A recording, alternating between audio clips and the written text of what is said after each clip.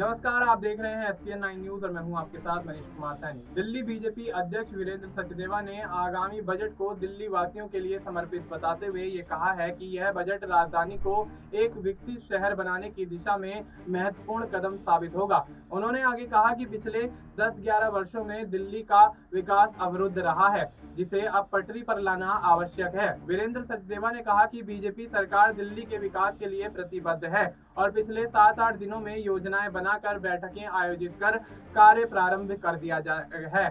उन्होंने जोर देकर आगे ये भी कहा कि यह बजट आम जनता की राय लेने के बाद तैयार किया जाएगा, जिससे दिल्ली का सर्वांगीण विकास सुनिश्चित हो सके।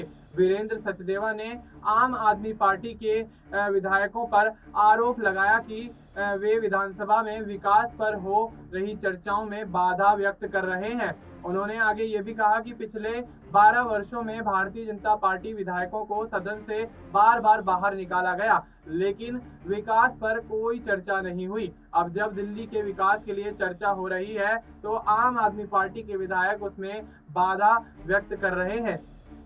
सचदेवा ने आगे ये भी कहा कि हाल ही में नियंत्रक एवं महालेखा परीक्षक यानी कैग की रिपोर्ट का हवाला देते हुए आप सरकार की स्वास्थ्य नीतियों पर सवाल उठाए। उन्होंने कहा कि कैग की रिपोर्ट में मोहल्ला क्लिनिकों में टॉयलेट, बिजली बैकअप, जांच टेबल और विकलांगों के लिए सुविधाओं की कमी पाई गई है। इसके अलावा अस्पतालों में ICU, ब्लड बैंक, ऑक्सीजन आपूर्ति, शवगृह सेवाएं और एम्बुलेंस सेवाओं की भी कमी उजागर हुई है।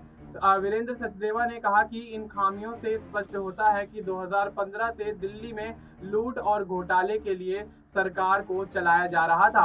उन्होंने आम आदमी पार्टी सरकार के प्रमुख नेताओं जैसे गोपाल राय, आतिशी, सौरभ भारद्वाज और मनीष सिसोदिया पर भी सवाल उठा दिए। वीरेंद्र सचदेवा ने कहा कि अरविंद केजरीवाल ने जहां भी हाथ डाला है वहां लूटने के अलावा कुछ नहीं किया है। दिल्ली विधानसभा का बजट सत्र 24 मार्च से शुरू हो रहा है, जिसकी घोषणा विधानसभा अध्यक्ष रेखा गुप्ता ने की है। सचदेवा ने उम्मीद जताई है कि यह बजट सत्र दिल्ली के विकास के लिए महत्वपूर्ण होगा और सरकार आम जनता की राय लेकर एक ऐसा बजट पेश करेगी जो राजधानी के सर्वांगीण विकास की दिशा में मील का पत्थर साबित होगा।